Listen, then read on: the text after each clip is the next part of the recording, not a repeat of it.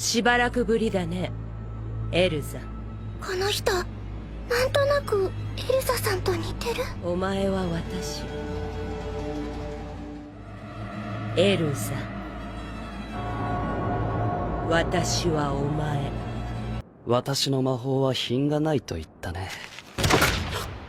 大丈夫。その苦痛もやがて快楽へと変わる。どんな苦痛もなく死ねるんだよ。イグニールと一緒だった。それ以前さ。あれが僕たちの父と母だよ。小さな村で平和に暮らしていた。しかしある日、村はドラゴンの襲撃に遭い壊滅してしまった。Oke guys, waduh sebelumnya Gnosis mau minta maaf dulu nih karena ada beberapa kendala teknis yang terjadi. Pembahasan Fairy Tail harus mangkrak dan membuat kalian nunggu lama sampai jamuran. Tapi tenang, karena mulai sekarang pembahasan alur cerita Fairy Tail akan diupload rutin seperti biasa. Jadi kalian bisa menikmati kelanjutan cerita anime sihir super duper seru ini. Oke, kita rekap dulu ya cerita sebelumnya, karena pasti udah lupa inget kan. Di part 70 kita sudah melihat bahwa pertempuran antara Fairy Tail dan guild di benua Isgard melawan kerajaan Alpharius masih terus berlanjut dan tidak sedikit korban-korban berjatuhan dari kedua pihak. Penyihir benua Isgard juga semakin terpojok setelah kedatangan Irene, sang penyihir merah tua yang mengubah tentara Alpharius menjadi monster dengan kekuatan berlipat ganda. Akhirnya Fairy Tail pun mengalami kehilangan luar biasa setelah Makarov memutuskan untuk mengorbankan nyawanya sendiri dengan mengaktifkan Fairy Law untuk membunuh hampir 80% pasukan musuh. Itu sekilas alur cerita di part sebelumnya ya. Sekarang kita masuk ke pembahasan alur cerita Fairy Tail part 71. Terobos aja, koi!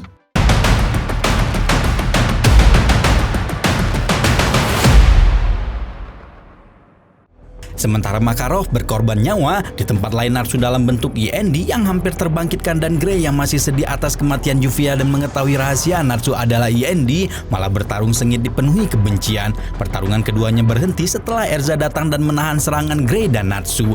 Erza tidak habis pikir setelah orang yang mereka bertiga anggap seperti ayah sendiri mengorbankan nyawa untuk keselamatan guildnya, anak-anak mereka malah baku hantam dan ingin membunuh satu sama lain. Hal itu membuat kesatria sihir terkuat Fairy Tail tersebut sangat sedih dan tidak dapat menahan air matanya. 憎しみや恨みは暴力に用いてはならん。お前たちを愛している。心の底から愛しているんだ。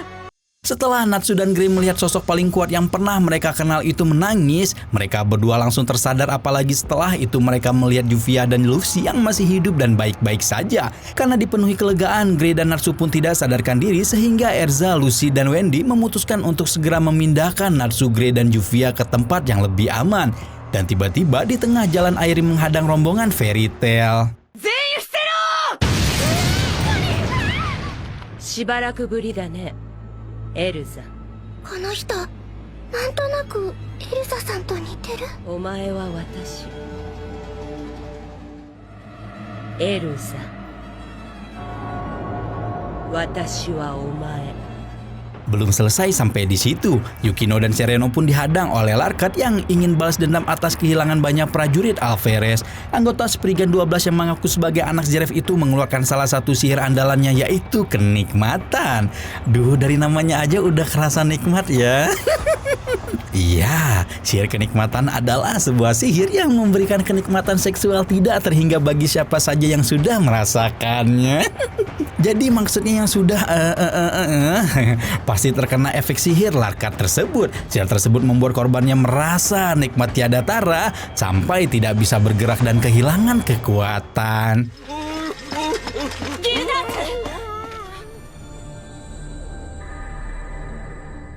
Tapi ternyata sihir kenikmatan Larkat itu menyerang siapapun tanpa pandang bulu mereka kawan atau lawan. Semua orang yang pernah mengalami kenikmatan akan merasakan efeknya. Tidak terkecuali Irene yang sedang menghadang Erza, bahkan Mavis sang master pertama Fairy Tail. Dan kalian tahu kan, kalau Mavis kena efek sihir kenikmatan, maka pasti ada satu lagi orang yang juga terkena efek sihir itu. Siapa dia? Lihat cuplikan ini untuk menemukan jawabannya. ラーケイド、ヨセ。味方にも被害が出ている。 Iya, tebakan kalian benar. Dia adalah Zeref sang kaisar Spriggan dan kaisar kerajaan Alferes yang di masa lalu sempat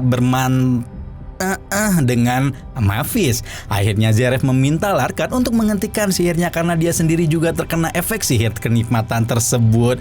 Aduh, Larkat. Lagian ini jurus kok nganu banget ya. Tapi meskipun Zeref sudah meminta Larkat untuk membatalkan sihirnya, tapi Larkat tidak mau menuruti ayahnya tersebut karena dia sendiri agak kesal karena selama ini Zeref lebih menyayangi adiknya Natsu ketimbang anaknya sendiri. Ketika Larkat berbicara banyak tentang silsilah keluarga Dragneel dan menyerang Yukino, Kagura datang dan menyelamatkannya. Kagura mencoba memberikan perlawanan kepada Larkat, tapi karena kekuatan anggota Spriggan 12 itu terlalu besar, Kagura sendiri yang akhirnya malah terkena serangan Larkat dan mengalami luka parah. 私の魔法は品がないと言ったね。大丈夫。その苦痛もやがて快楽へと変わる。どんな苦痛もなく死ねるんだよ。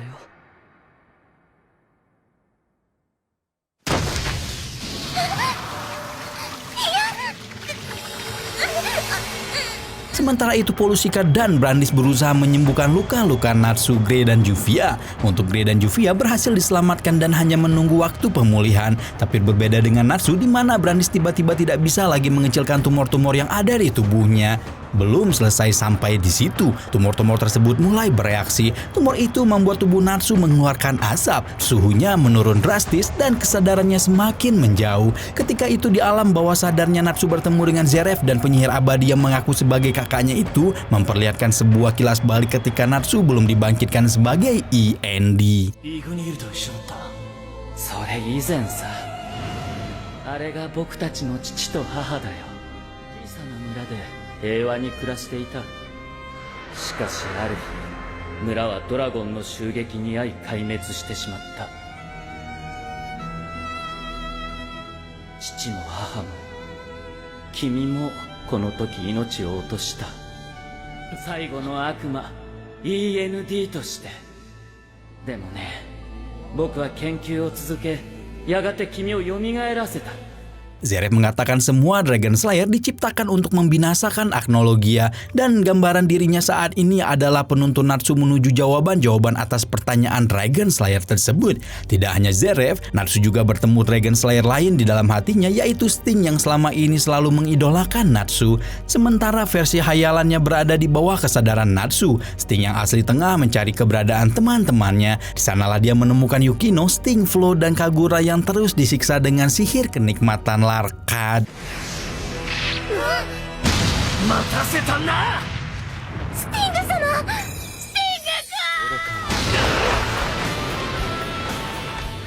なんだこれ、変な味。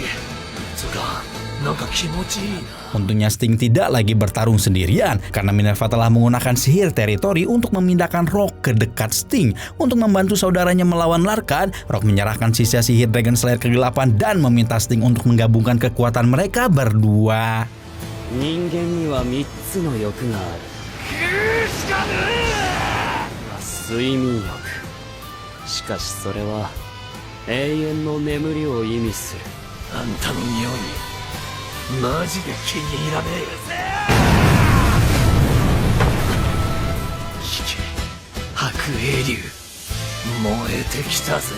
君を倒したら次は夏ドラグニルの番だ。 Dengan bantuan sihir bayangan Rock, kekuatan Sting meningkat drastis. Dengan gabungan kekuatan naga putih dan naga bayangan Rock yang disebut-sebut sebagai sihir andalan Guild Sabertooth, Sting berhasil memberikan perlawanan kepada Larkat. 力が合わされば。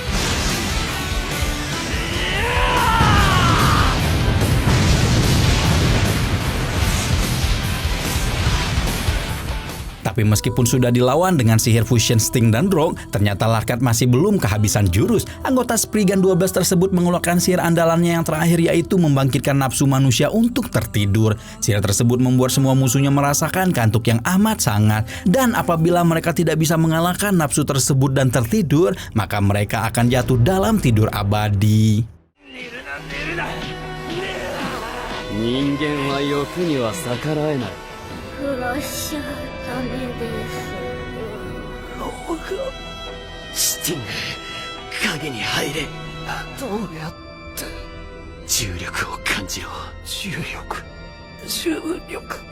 Namun Sting agaknya cukup kesulitan mengikuti instruksi Rock untuk masuk ke dalam bayangan, sehingga Kagura yang juga berada di ambang kesadaran mengeluarkan sisa-sisa tenaganya untuk menghisap paksa Sting ke dalam tanah dan bergabung dengan bayangan. Dengan gabungan kekuatan Sting, Rock, dan sekarang ditambahi dengan kekuatan Kagura, Sting bisa mengeluarkan serangan yang sangat dahsyat dan bisa mengakhiri perlawanan dengan larkat.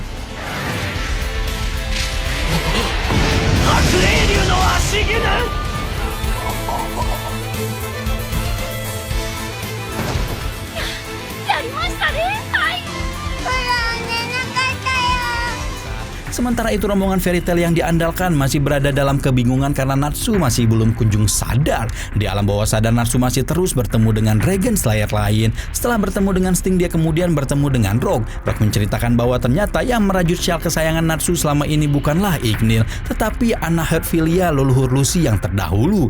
Sedetik kemudian Rock berubah lagi menjadi Zeref. Kali itu Zeref mengatakan bahwa sebentar lagi Natsu akan kehilangan nyawanya setelah menemukan jawaban terakhir yang dia cari-cari. Ternyata perkataan Zeref bukanlah omong kosong, karena tubuh fisik Natsu terus mengalami penurunan. Tubuh Natsu semakin dingin sehingga Volsika meminta Lucy untuk melepas bajunya dan melakukan pertukaran panas kulit ke kulit dengan harapan suhu tubuh Natsu akan ikut meningkat. Tidak hanya Natsu mengalami penurunan suhu, Natsu mulai mengigau dan mengatakan dirinya pasti akan mengalahkan Zeref. Mendengar itu tentu saja Happy yang menemani Natsu ketika bertarung dengan Zeref merasa sangat sedih karena Happy mendengar sendiri Zeref mengatakan apabila Natsu sebagai iblis IND membunuh Zeref, maka dirinya sebagai iblis yang dibuat dari sihir Zeref pun juga ikut musnah. Belum masalah Natsu selesai, Erza yang dihadang Airin juga mengalami kesulitan karena penyihir merah tua itu memang memiliki kekuatan yang sangat besar dan hampir tidak bisa ditembus dengan serangan-serangan pedang Erza, bahkan setelah sang kesatria pedang Scarlet dibantu dengan sihir langit Wendy. 話にならんな。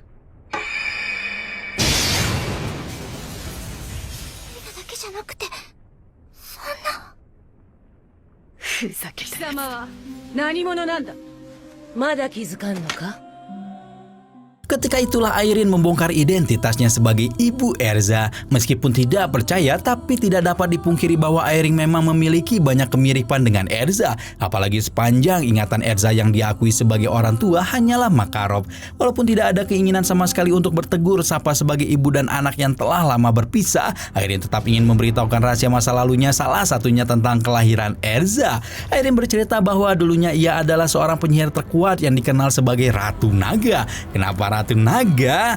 Karena di masa Airin hidup, naga dan manusia hidup berdampingan di benua Isgard. Naga kepercayaan Airin bernama Belserion. Belserion juga memiliki misi yang sama dengan Airin, yaitu menyatukan naga dan manusia. Tapi dalam pengamatannya, Belserion menemukan bahwa di benua barat manusia dan naga masih bermusuhan, bahkan naga juga memakan manusia.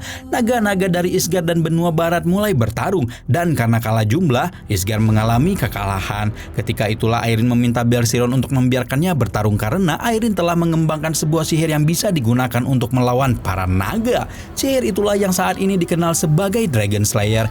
Jadi bisa dibilang Airin adalah ibu para Dragon Slayer. Waduh, udah kayak Targaryen ya, Mother of Dragon. Kalian nonton gak Game of Thrones? Keren parah loh, asli loh, gila itu. Setelah Isgard melatih banyak Dragon Slayer, peperangan memang bisa dimenangkan.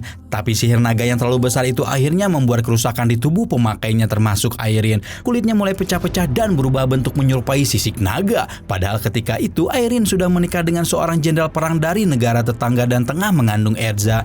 Namun setelah melihat perubahan wujud Airin yang semakin menyerupai naga, suaminya terlihat marah jijik sekaligus tidak lagi mengakui Airin sebagai istrinya. Jenderal itu justru mengurung Airin di bawah tanah dan berusaha membunuh bayi dalam kandungan Airin yang tidak lain dan tidak bukan adalah Erza. Karena merasa kepepet, ketika itulah wujud naga Airin yang sesungguhnya muncul untuk pertama kalinya. Airin membunuh suaminya dan beberapa penjaga sebelum melarikan diri ke hutan.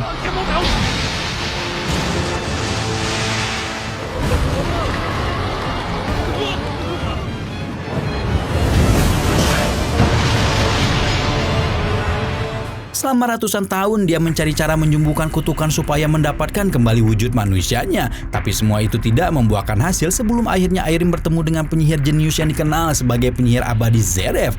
Dengan mudahnya Zeref mengembalikan wujud Airin seperti sedia kala. Namun yang dikembalikan Zeref hanyalah tampilan luarnya saja. Bagian dalam tubuh Airin tetaplah tubuh naga sehingga tidak bisa lagi hidup seperti manusia. Kemudian muncullah ide gila di pikiran Airin, yaitu merapalkan dirinya sendiri kepada Erza yang masih berada di dalam kandungannya dengan sihir enchanted dan bergabung dengan tubuh Erza. Dengan begitu dia berharap akan mendapatkan kembali tubuh manusia dan hidup normal seperti dahulu. 人間の体が手に入るじゃないか。私はお前、お前は私だ。 Tapi ternyata sihir tersebut tidak berhasil karena merapalkan sihir pada anak yang masih berada dalam kandungan adalah hal yang mustahil. Karena itulah Airin yang sudah setengah gila menganggap Erza tidak lagi ada gunanya dan membuang bayinya ke desa Rosemary. Meskipun sudah dibuang dan disia-siakan demikian rupa oleh ibunya sendiri, bukannya marah, Erza justru merasa senang karena dengan Airin membuangnya, dia bertemu dengan Makarov yang sudah bersikap sebagai pengganti orang tua untuknya, serta mendapatkan banyak saudara dan keluarga yang sesungguhnya di Fairy Tail. Dian! Itu dia pembahasan alur cerita Fairy Tail yang ke-71. Gimana, super duper seru banget dan banyak rahasia-rahasia baru yang terbongkar kan? Jangan kemana-mana dan pantengin terus channel Genosis karena kita akan segera update part ke-72 yang tentunya nggak kalah seru dan menarik. Jangan lupa untuk di like, subscribe, dan aktifin juga loncengnya ya. Rama di sini pamit. Arigatou gozaimashita.